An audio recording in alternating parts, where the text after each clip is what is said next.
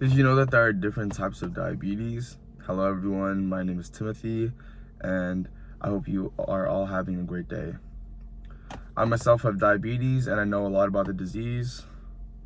Perhaps some of you watching may have family members or know someone with the disease.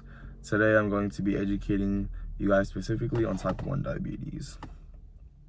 I'm going to be going over how I got diagnosed with type 1 diabetes, the symptoms, and the medication that people like myself use to treat it. To start off, I got diagnosed with type 1 diabetes during middle school. My older brother was actually the one who got diagnosed first.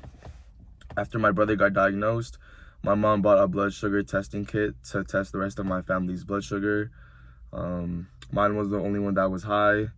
Long story short, I went to the hospital and got diagnosed about a week after my brother with type 1 diabetes. Type 1 is caused by an autoimmune reaction where the body attacks itself by mistake. This reaction destroys the cells in the pancreas that make insulin called beta cells. This process can go on for months or years before any symptoms can appear. This is why it was such a shock when we both got diagnosed. We experienced these symptoms, but we didn't know that it was because of the actual disease.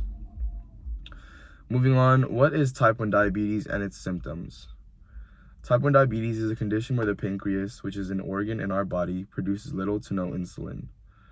People are usually diagnosed during adolescence, which is why it is also known as juvenile diabetes, and it is incurable.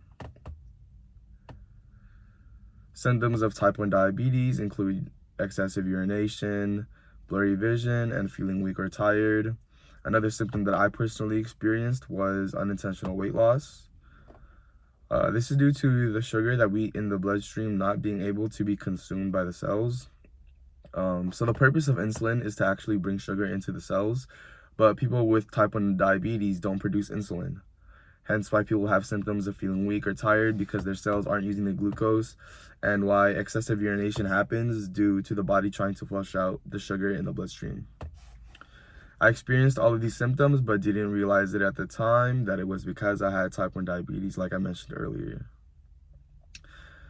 Finally, this brings me to my next point. With diabetes being incurable, how can it be treated? Insulin needs to be administered before eating. There are two types of insulin, fast-acting and slow-acting. The slow-acting insulin that I take is called Lantus, and I take it at night. And the fast-acting insulin is called Humalog, and I take it every time before I eat anything with carbs. So fast-acting is used every time before eating carbohydrates. Slow-acting is used to keep blood sugar levels from spiking during the day, and it is taken once a day in the morning or before bed at night, like I mentioned myself.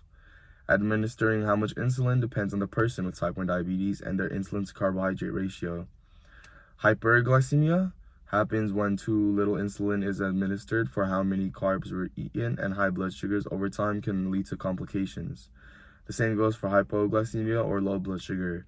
It's often most caused by too much insulin, waiting too long for a meal or snack, not eating enough, or getting extra physical activity.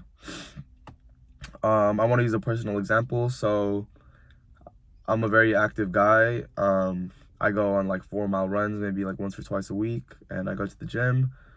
But when I do go on these runs, I make sure not to inject too much insulin for like my meals coming up or my meals prior, because if I do that, then and this is from experience, like I used to not really taking that into account, and then I'd wake up at 3 in the morning with my blood sugars being really low, and that's not a good thing. But yeah, people with type 1 diabetes need to take insulin, but there's more to it than just that. Treatment for this condition includes taking insulin, counting carbohydrates, fats, and protein, monitoring blood sugar often, eating healthy foods, and exercising regularly while keeping a healthy weight. People with this condition need to be disciplined and change their lifestyle if they want to live a long and healthy life. In conclusion, I educated you all on type 1 diabetes. You now know how I myself got diagnosed, the symptoms, and the medication needed to manage the condition. Diabetes may stop me from eating too much sugar, which isn't a bad thing, but it won't stop me from pursuing my goals in life. Thank you guys so much for your time, and have a great rest of your day.